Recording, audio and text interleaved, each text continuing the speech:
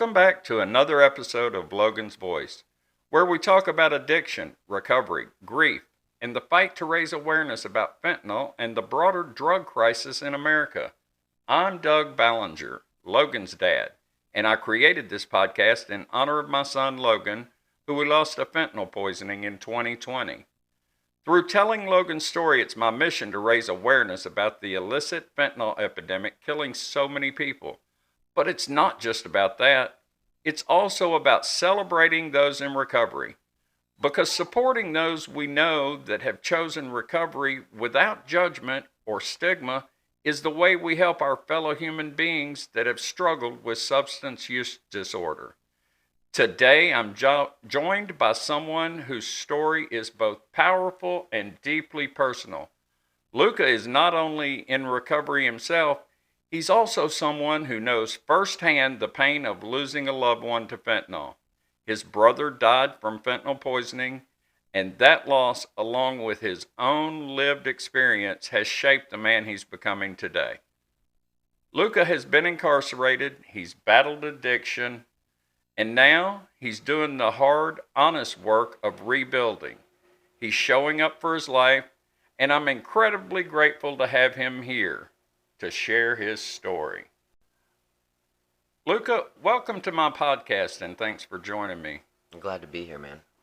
Let's talk about your early life and introduction into substances. Can you tell us a little bit about what life was like growing up for you? I mean, I came from a pretty good home, pretty good background, grandparents, family, all inclusive, just big on family dinners, holidays, birthdays, just a really wholesome family, no addiction on that aspect in my early life and growing up. Were you and your brother close growing up? Oh, thick as thieves. Thick as thieves. The best of friends, yeah. It sounds a lot like Logan's childhood. How did addiction affect your relationships, and when did it start? So, my brother and I, we dabbled as teenagers. Smoked pot, took pills here and there, mainly prescription pills. I'm gonna really lay myself out there and be very vulnerable about it. This is a safe space. Thank you. So my mom has had many back surgeries over the course of my life. And so she was prescribed prescription painkillers. And my brother and I, we would take some here and there until it started becoming a problem.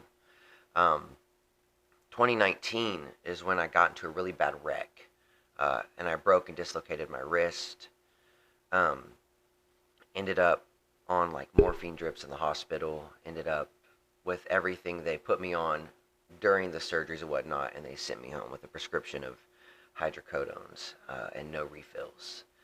And it went from there. It started to slowly decline when it came to taking those pain pills. That's oftentimes how it starts. Yeah. It's just with one prescription. Yeah. And how old were you then? 2019, so I was 26. Okay. And once you started with the opioids, how did that affect your relationship with your family and friends? Terrible. I was intolerable. I was mean, manipulative. I would lie to, get money to go get more if I needed some. I was not a good person.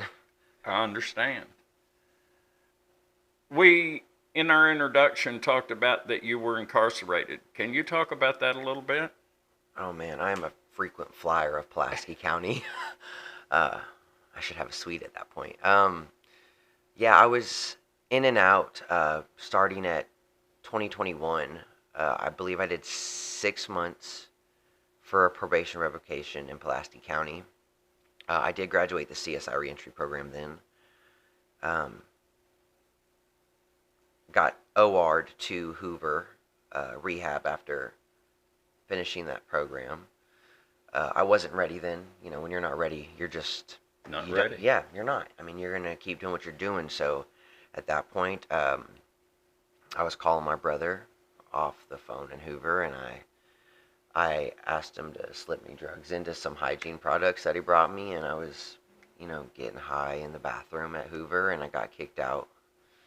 Um, And what is Hoover? it's a 30-day faith-based program, a treatment program. Okay. And so from there, I had the blessing of getting Hoover, getting OR to a program versus staying in jail. I messed that up, so now I also have another probation revocation on top of that. So now I have warrants because I'm high and I'm not gonna go, I'm not gonna go to court. That's not the first thing on my mind. Exactly. So I'm running, and I keep, running, doing some more drugging. I start finding my way deeper into the world of fentanyl, to the point I'm selling it now. You know what I'm saying? Can I stop you for a second? Of course. You found your way in the world of fentanyl. Mm-hmm. Did you seek out fentanyl as fentanyl, or was it hidden in something? No. So I asked a friend of mine, shortly after I'd, had that surgery and whatnot and gone to jail and all that stuff. Hey, I'm looking for something stronger than these pain pills. He said, come here or come over and you can try something. And he let me try heroin. Never done that a day in my life. That was the first time. I didn't like it. How did you consume it? I smoked it. Okay. And I told him, no, I don't like that. It's not a thing for me. And so he was like, here, we'll try this. And it was white and rocky and powdery. And I smoked it off foil, and it was fentanyl. And I was like, yes, I like that. I felt good. I didn't feel anything, any type of emotional, pain I was going through, as well as physical. And so that's how that started, fentanyl. Wow. Yeah. It was just so easily accessible. How easily accessible? That part confuses me. I lost Logan to fentanyl poisoning. There, on his toxicology report, it didn't show that much fentanyl in his system. But I guess his system, and he had been clean off of heroin for about 3 months before that fatal dose. So I still wrestle with the mechanics of how it killed him. So fentanyl, I mean, in microdoses can kill anyone who doesn't have anything in their system. You know what I'm saying? Okay. So him being clean for those 3 months of time, and him putting something in his body, even if it's not what he meant to, that can take his life. It does not take a lot. It did take his life. Yeah. And when you say easily accessible, as unfortunate as it is, to this day, even a year, no, I'm 13 months in my recovery, I can make a phone call and find fentanyl. I'm so proud of you for that recovery. Thank you so much for all the hard work you're putting in for that. When you were incarcerated, was there any support in there for people struggling with substance use disorder? Yeah. I have to be so grateful for Miss Holly and Miss Kathy and Yolanda for having the CSI reentry program. They do classes on substance use and how to also financially keep yourself stable, like how to work, how to keep your finances up, how to budget, Balance a checkbook. yeah, stuff that not everyday people know. Especially coming from the streets into addiction or into jail and getting clean and whatnot, trying to do different. They give you all those tools as well as get you the support you need, such as a rehab. So you can learn just the basics of, and building a structure in your everyday life. Is there anything else you want to say about the incarceration or what you learned there? I just, no, because, it was really God sitting me down each and every time and saving my life from something bigger. Yes. So, are you okay with talking about losing your brother? Yeah. Can you introduce your brother to us? So my brother is Nathan James Sexton. He was born December 11th of 95, and he passed away August 29th of 23. Mm. How did that affect you when you lost him to fentanyl? I'm Uh, assuming it was fentanyl. yes. Uh, it felt like it was the end of my world. Um, it was earth shattering to me. Do you remember where you were and how you found out? I was in the CSI reentry program in Pulaski County, sitting on my bunk, trying to get a hold of him. I called my mom, and she was on the phone with me while Searcy PD was calling her, asking if they could come get her to talk to her. Um, and she ended up driving herself up there with my aunts on the way as well. Um, Only to call back, about an hour or so later to my mom from the jail phone telling me that my brother's gone. He had passed away from a fentanyl overdose. I know those messages hit very hard. Yeah. I remember where I was when I found out, and the phone call came from my dad.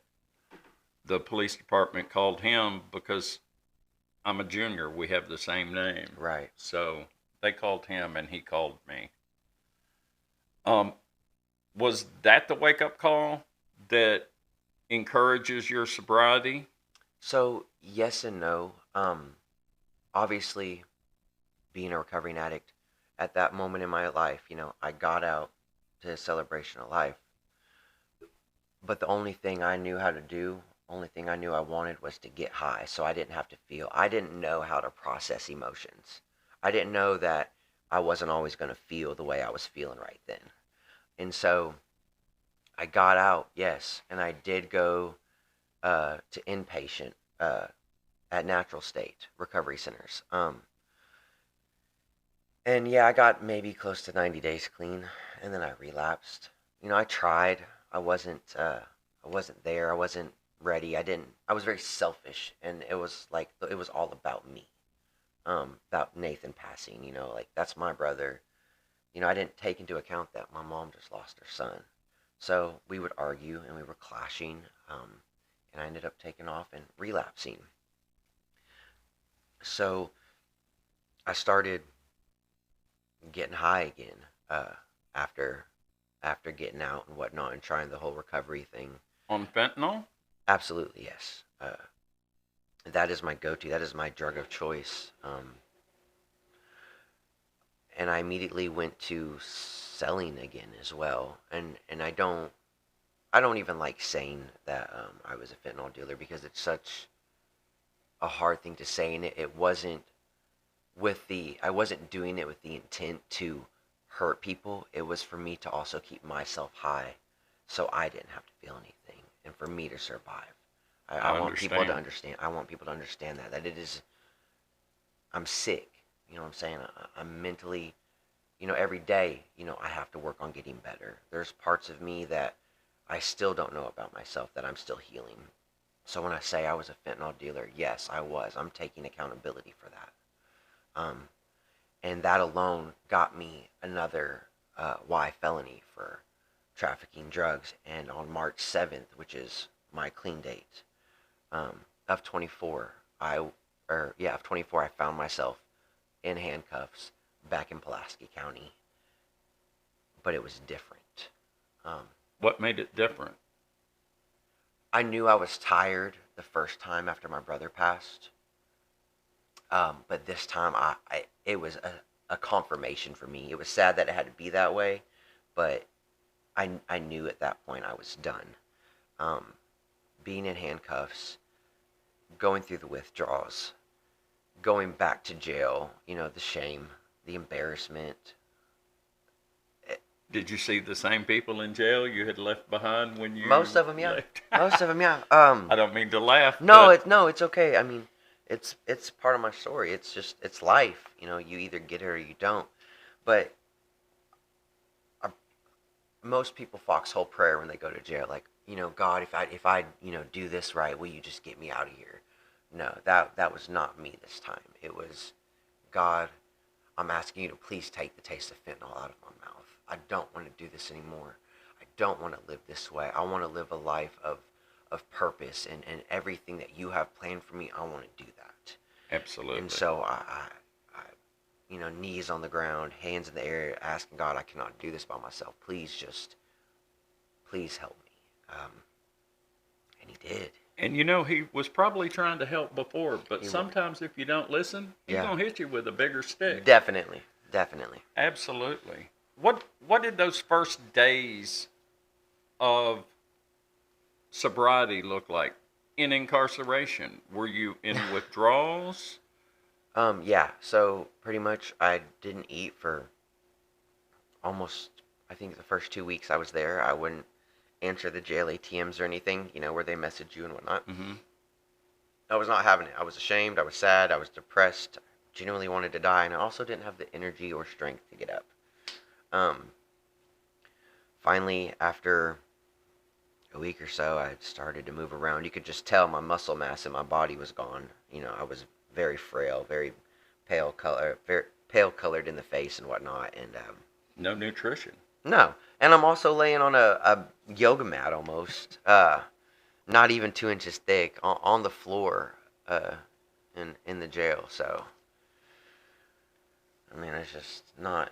It's not good. It's not good, period, to withdraw, but withdrawing in Pulaski County is even worse. Did they have medical people there to help you through withdrawal, or did they just kind of throw you in there and So, hope for the best? yes, but I denied.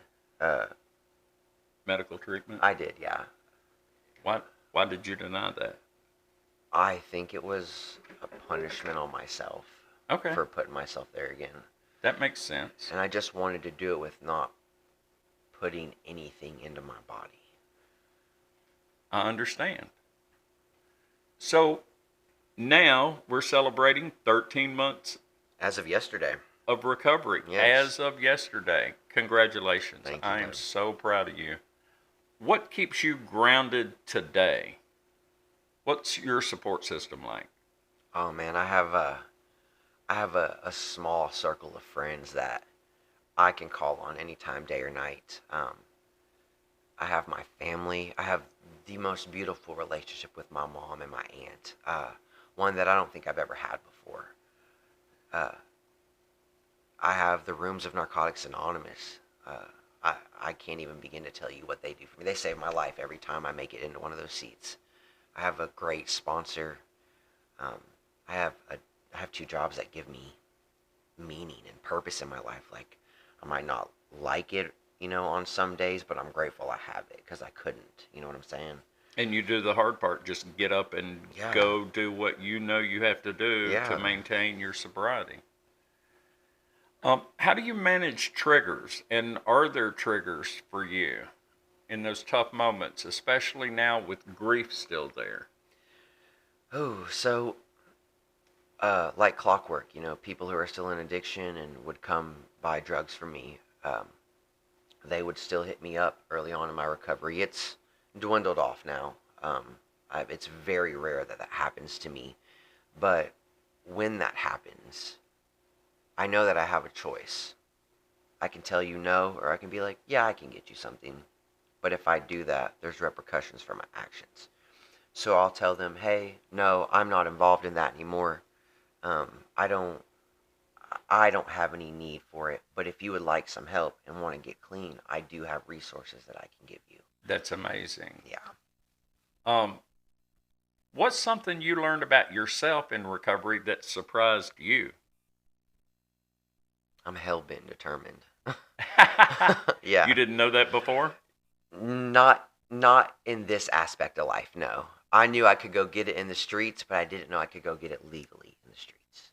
I didn't know I could make a life for myself without having to make fast money. That I can work a job or 2 and have, Things. yeah, nice things. Good for you. Thank you.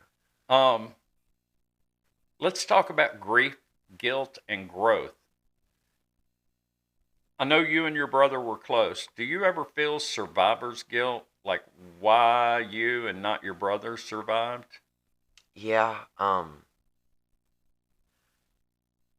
felt like if I could have been more easily accessible, instead of being locked up. He could call me because he was trying the recovery thing. He was on federal pretrial release at a rehab in Searcy, trying to, figure out how to do this. I felt like maybe if he could call me more easily, if I could have been able to reach out to him, maybe I could have talked him down. Um, I, he's my little brother. It's my only little brother, and I think part of being like an older sibling, like it should have been me. He had so much potential. He was such a charismatic person as well, and I do feel guilty that I survived, but I do also know that he gave me a reason to live with him passing, because not only am I doing this for me, but I get to carry on his name. His name will never die. Like, people will always know that he is here and he is part of it. Absolutely. How do you honor him now as you're moving forward? Every day I stay clean is an honor to him. And I just, I talk to him. Just talk to the sky to him. I talk to Logan constantly. And I love that. As people should. They're never gone. I mean, they're gone, but they're never forgotten. Like, we always have those memories. He lives in my heart. Yeah. And I am his voice. If you could talk to him today, what would you say? That I love him and I just hug him. I just hug him. Sometimes that's all you need is a big giant hug.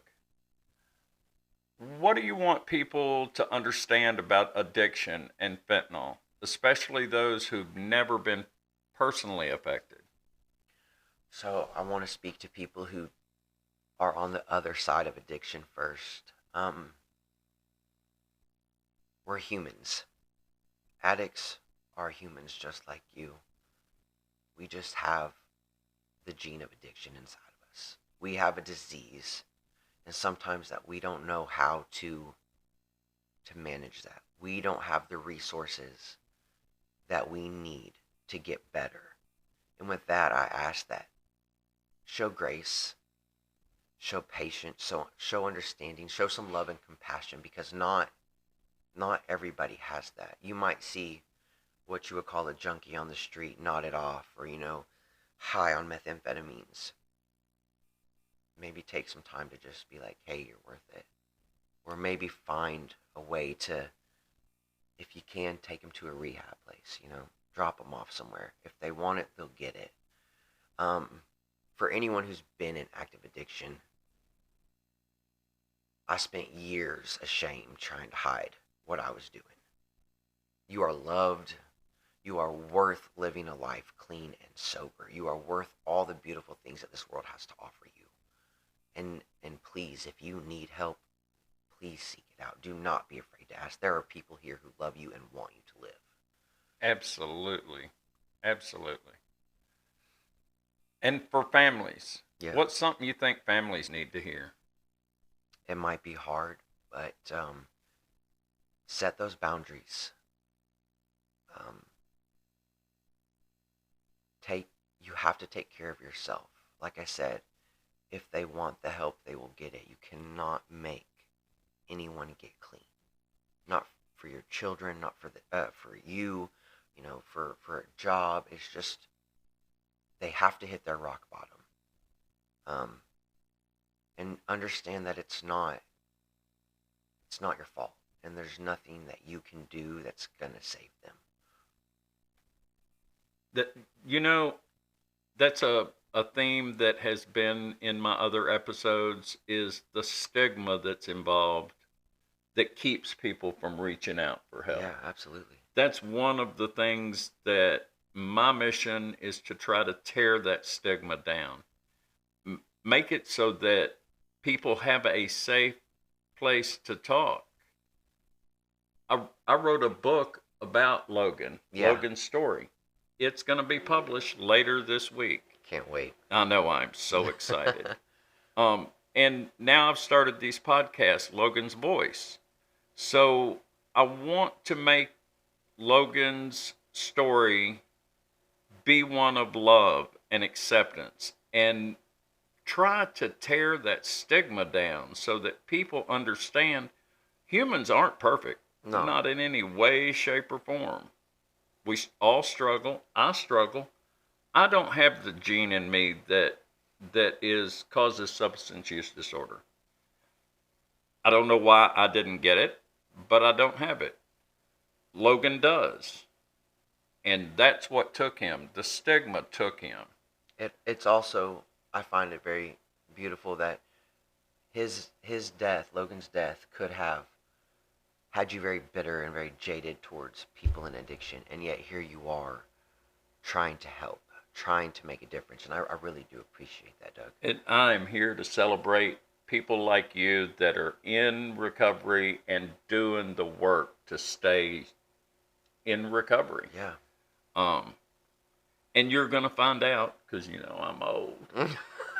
With age comes wisdom. You're going to find out as you grow older that being engaged in life and not spending every minute looking for drug, whatever your drug of choice was, that you're going to have more time to enjoy the Absolutely. things that you missed. I have been following you on Facebook, and I saw you in a video talking nonsense to a little child. So back to my best friends. That's my best friend's son. His name's Ezra. What were y'all talking about? Nothing. Nothing. Or We were just. That's our daily conversation. Like when I go see them, like he just gets all kinds of excited and hyped up, and I bring out the excited in the child. So I make him rambunctious. Does his mother like it? Probably not. But you know, like those are my people, and those moments, like I live for that. The dopamine, the serotonin, the happiness, the warm feeling that I get being around my two best friends, Michaela and Tatiana, and Michaela's son Ezra, is just an unexplainable feeling, because without them, like my life isn't as bright. Like they give me purpose too. They're also in recovery as well. that was the greatest video. I played it several times and turned the volume up really loud because I was trying to understand what y'all were saying. Then I realized it was your own language you were sharing Yeah, together. that's exactly it. And that's funny. um. Okay, so what's next for you? What are your hopes going forward? For right now, I'm going to keep working my step work for Narcotics Anonymous and focus on my healing journey. But I do have the hopes and dreams of opening a facility for recovery in honor of my brother. And this is a long-term goal, you know, but I've got time, and God is on my side. So I want to get the best version of myself so I can help others in the community. That sounds amazing. I know I met you at a Hope Movement Coalition meeting. Yeah. And then I saw you again at the Angel Family Luncheon and Bridge the Gap. Yep. And I'm so happy to know you and see your progress. You've become amazing. What can we all do to be part of the solution? It's free to be kind, because you never know what someone is going through. It's simply free to be kind. Do the next right thing.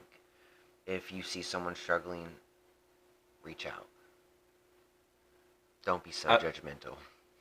Absolutely. Yeah. We've got to make sure we protect our mental wellness, stability, however you want to put it.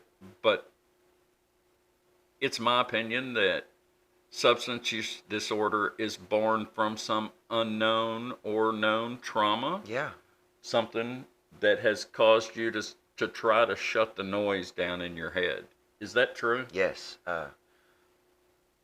The best way, people are like, why do you use fentanyl? And the best way I could explain it was like, my head is loud. You know, I've been through things, not only in addiction, but, you know, prior, growing up, and it was painful. And somewhere in there I compartmentalized it, and then it wanted to come back out, and I didn't want to feel it. So I got high, put one in me. That was the easiest way to shut the It's the sound easiest down. way. The hard, getting clean is easy, but healing yourself is the hard part.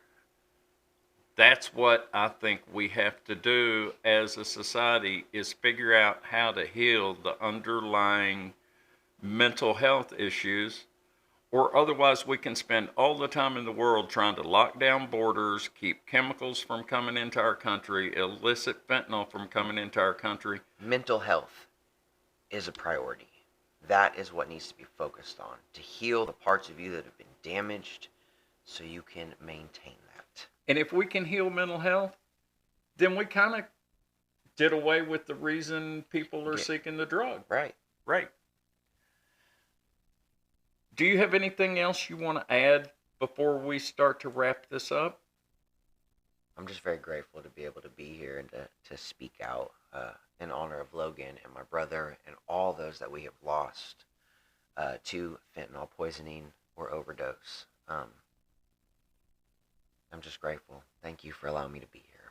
I'm so excited that you said you would come and sit with me and learn how to do this podcast thing together, because it's my newest obsession. Oh, you're more tech savvy than I am.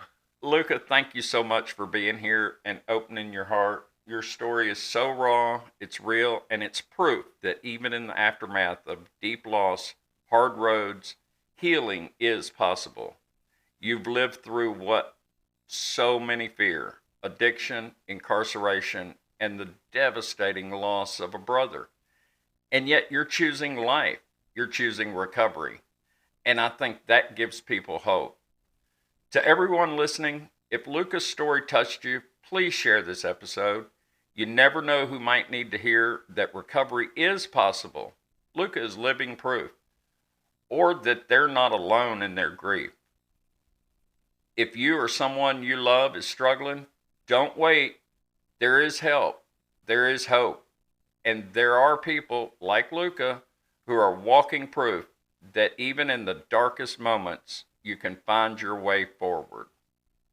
Thanks for tuning in to Logan's Voice. Let's keep speaking the truth, smashing the stigma, and saving lives together. Until next time, be kind to yourself and one another. I am Logan's voice. I am Logan's dad, and I will not be silent any longer.